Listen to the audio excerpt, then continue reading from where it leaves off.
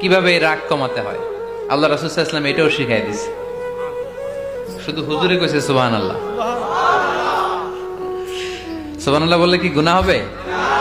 একবার সুবহানাল্লাহ বললে আকাশের জমিনের মাঝখানে সব ফাঁকা জায়গাটা সওয়াব দিয়ে ওই সওয়াব আল্লাহ আপনার আমলনামায় ঢুকায় দিবে। খুব চালাক এই এলাকার লোকেরা, সওয়াবের কথা শুই না, লাভ শুই না। সুবহানাল্লাহ, লাভ আছে যেখানে আমরা আছি। তো হাউ টু কন্ট্রোল অ্যাঙ্গার, কিভাবে রাগ থামাবো? যেহেতু মুত্তাকিনদের 2 নম্বর বৈশিষ্ট্য ওয়াল কাযিমিনাল গায়জ, আল্লাহ রাসূল শিখাই দিলেন 4টা পদ্ধতি শিখালেন রাগ কমানোর। কয়টা মনে থাকবে? অ্যাপ্লাই করবো এগুলো, দেখবো আজকে থেকে রাগ কমে কিনা। পারা যাবে? 2 সাহাবী বিশ্বনবীর সামনে ঝগড়া লাগলেন, কথা কাটাকাটি, কথার পিঠে কথা, কথার নাম লতা।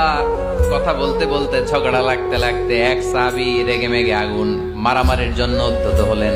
বিশ্বনবী দেখলেন ওই সাহাবীর চেহারাটা একেবারে আগুনের গোলার মতো লাল হয়ে গিয়েছে।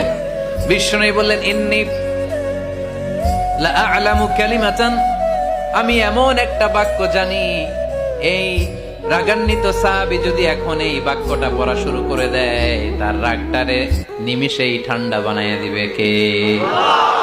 ওই সাহাবী বললেন, ইয়া রাসূলুল্লাহ, কি সেই বাক্য আমারে শিখায়া দেন। বিশ্বনবী বললেন, পড়ো আউযু বিল্লাহি মিনাশ শাইতানির রাজীম। আবার পড়েন আউযু বিল্লাহি মিনাশ শাইতানির রাজীম। সুবহানাল্লাহ, রাগ কমানোর দোয়া, সহিহ হাদিস।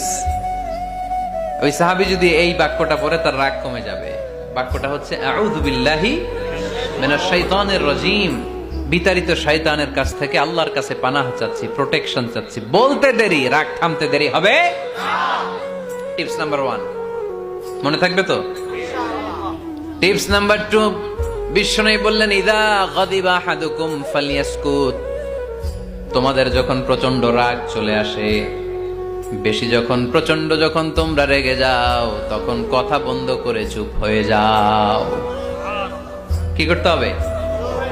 চুপ, একেবারে চুপ। অনেকে রাগের সময় গড়গড় করে কি যেন বলতে থাকে, আছে না নাই? রাগে গড়গড় করতে থাকে আর কি যেন বলতে থাকে।